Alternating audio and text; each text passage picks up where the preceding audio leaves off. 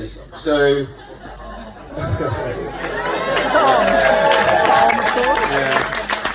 so please be standing for the new King of Rock, the brother of the bride, Mr. Tom Bradley.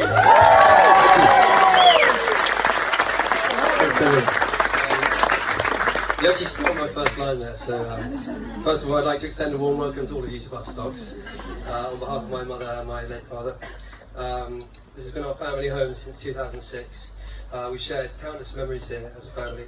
So it's a pleasure to share what is certainly the greatest one yet with all of you here today.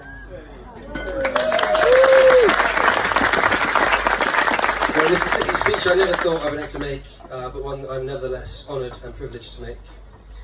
Once again, on behalf of Caroline and Park, I would like to share with you an assorted collection of anecdotes and memories of Lottie. Where are you? I need to be able to see you. As well as some of my own. But before I do that, for those of you who are sticklers for tradition, Lanto assures me he asked my father's permission to marry Lottie sometime in March last year. Of course, none of us will ever know what the reply was. Let's assume it was a resounding yes. So given the nature of a brother making a father's speech, it was difficult to know where to start. So let's just start at the beginning. My parents went for lunch with my mother's brother Christopher and sister-in-law Alice one Sunday in the winter, January '89. And my father took a particularly nice bottle of red wine to have with lunch. Boys being boys, and back in the good old times when this would have been allowed to happen, went to the pub before lunch whilst the ladies got on with the roast. Unbeknownst to my father, my mother had some suspicions that she was pregnant and took a pregnancy test while the boys were out of the house. Of course, it was positive. When Park and Chris got back from the pub, Caroline pulled Park aside and said, "Sit down, darling, I've got something to tell you." He leapt out of his skin and exclaimed, "Oh God, you've dropped the wine." When she said, "No, the wine's fine, but I'm pregnant," he just breathed a sigh of relief and said, "Oh, well, that's okay now." Got to do the accent. So Lottie was born on August 31st, 1989, 30 years ago today, in Brighton.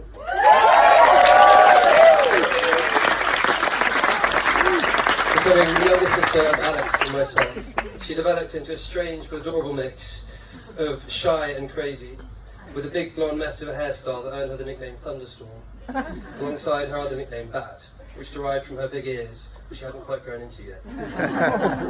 She quickly realised that her favourite hobby was running around the house with a pen, decorating the walls, particularly fond of the staircase, which she applied many, many coats to. When caught red-handed with pen all over her hands and face, she would profusely deny it was anything to do with her. And when she finally decided to come clean, she would say she was only colouring in. We were lucky to have many home videos of us growing up, which we cherish greatly. Alex is always the bossy one. I'm usually pretending to be Tarzan, or fighting with a cousin. And Lottie is almost always in the garden with no clothes on, staring at the camera, expressionless. That is until she witnesses cousin Charlie giving me a 4-year-old version of a Chinese burn, and she leapt into action, slapping him on the wrist and diffusing the situation. Whilst I sit there pretending, or thinking I am mortally wounded. Clearly from a very young age she was a lot intelligent. She also put up with a lot from us older siblings, who probably married her to Theo, our neighbour and lifelong friend, at least 5 times, every summer.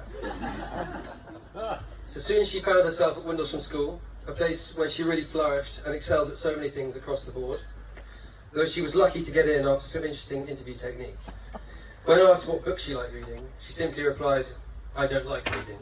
To be fair, she was 7, and far more interested in outdoor exploits. So the next chapter of Lottie's life was joining her big brother at King's School, Canterbury, which I have to admit must have been daunting for her.